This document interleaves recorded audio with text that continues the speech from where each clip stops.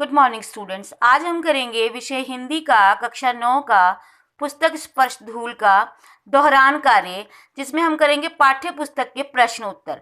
प्रश्न उत्तर में हम पहला भाग करेंगे इसका अति लघु प्रश्न उत्तर। जिस प्रकार मैंने आपको पहली वीडियो में पढ़ाया था इसका आशय स्पष्ट करो, ठीक उसी प्रकार आज हम करेंगे इसके अति लघु प्रश्न उत्तर दोहरान कार्य। इसका पहला प्रश्न है, हीरे के प्रेमी उसे किस रूप में देखना पसंद करते हैं। तो मैंने आपको बताया था हीरा मतलब चमकती हुई चीज। तो यहाँ पर हीरे के प्रेमी को हीरे को साफ सुथरे तराशे हुए और आंखों में चकाचौंध पैदा करने वाले रूप में पसंद करते हैं।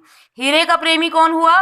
जौहरी, जो कि अपने हीरे को साफ सुथरा तराशा हुआ आंखों में चकाचौंध करता हुआ पसंद करते हैं। तो इस प्रकार इसका दूसरा प्रश्न है, लेखक ने संसार में किस प्रकार के सुख को दुर्लभ माना। दुर्लभ मतलब मुश्किल।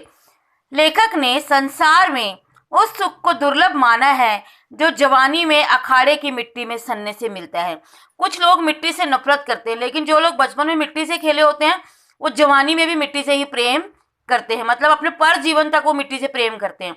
और जो लोग मिट्टी से नफरत करते हैं या फिर मिट्टी से दूर रहना पसंद करते हैं या धूल से दूर रहना पसंद करते हैं, उनको वो सुख कभी नहीं मिल सकता जो कि उस व्यक्ति को मिलता है जो अपना मिट्टी में सुख को पाता है। इसका तीसरा प्रश्न है, मिट्टी की आभा क्या है, उसकी पहचान किससे होती है। मिट्टी की आभा धूल है। मिट्टी के रंग रूप की पहचान उसकी धूल से ही होती है। जैसे मैंने आपको बताया कि धूल एक मात्र हिस्सा है जो कि उसकी आभा को निखारता है, मिट्टी की आभा को निखारता है। मिट्टी की चमक जो है वो धूल ही होती है। अब हम करेंगे इसका प्रश्न लघु। लघु प्रश्न में हमारा पहला प्रश्न बनता है कि धूल के बिना किसी शिशु की कल्पना क्यों नहीं की जा सकती। यहाँ मैंने आपको बताया था शिशु मतलब छोटा बच्चा, उसकी कल्पना क्यों नहीं की जा सकती। जैसे मैंने आपको बताया कि अगर कोई बचपन धूल में ना खेला हो तो उसका अस्तित्व उस प्रकार नहीं बन पाता, वह मजबूत नहीं बन पाता।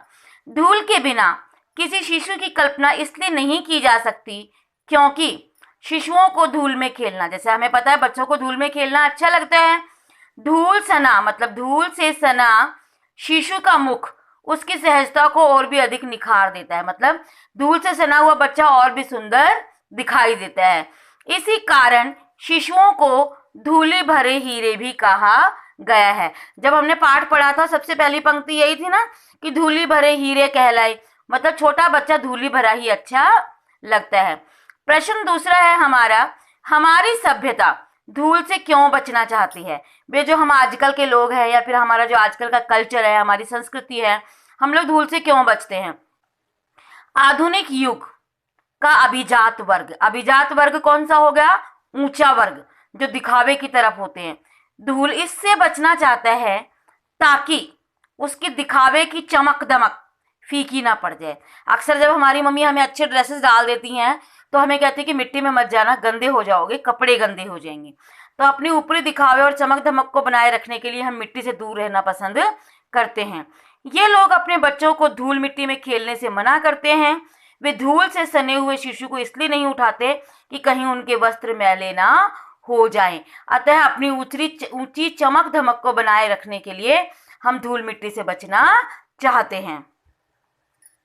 इसका प्रश्न तीसरा है कि अखाड़े की मिट्टी की क्या विशेषता होती है। जैसा पाठ पढ़ाते समय मैंने आपको बताया था कि अखाड़े की मिट्टी बड़े ही उसे तैयार मतलब बड़ी मुश्किल से बड़ी मेहनत से तैयार करी जाती है। अखाड़े की मिट्टी साधारण धूल नहीं होती। अखाड़े की मिट्टी में ऐसा नहीं होता भाई किसी मैदान में उसको उखेड़ दिया और वहां पे खेलने लग गए। यह मिट्टी अखाड़े में दाव आजमाने वाले जवानों के शरीर पर लगे तेल, मट्ठे और उनकी मेहनत से पिसे हुए पसीने से सिंचाई होती है। बहुत उनके इसके अंदर मेहनत लगती, तेल, मट्ठा, दही आदि मिला के। और जो जवान होते हैं जब उसमें अपनी कारस्तानियों को दिखाते हैं, अपने दावों को आजमाते हैं, तो उस मेहनत के पसीने से सिंचाई हुई मिट्टी जो होती है, अखाड़े में मेहनत करने से पसीने से तरबतर जवानों के शरीर पर यह मिट्टी ऐसे फिसलती है जैसे कि वो कुआं खोदकर बाहर निकला हो, मतलब बड़ी ही चिकनी हो जाती है। यहाँ पर इसका चौथा प्रश्न है, श्रद्धा, भक्ति, स्नेह की व्यंजना, मतलब इनको एग्जाम्पल देने के लिए धूल सर्वोत्तम साधन किस प्रकार है।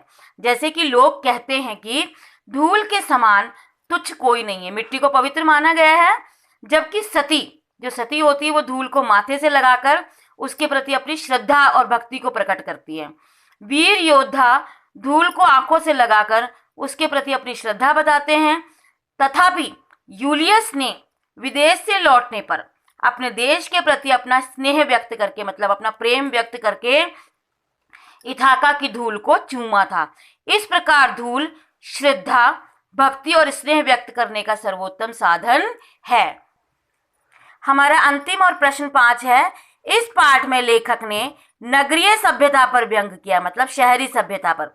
इस पाठ में लेखक ने बताया कि जो लोग गांव से जुड़े होते हैं वे कल्पना भी नहीं कर सकते कि धूल के बिना कोई शिशु हो सकता है। मतलब गांव के लोग धूल मिट्टी को प्रेम करते हैं, वे धूल से सने हुए बच्चों को धूली भरे हीरे कहते हैं।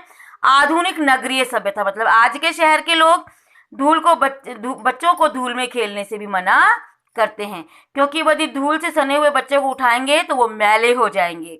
नगर वाले गोधूली अथवा धूली का महत्व जानते ही नहीं है।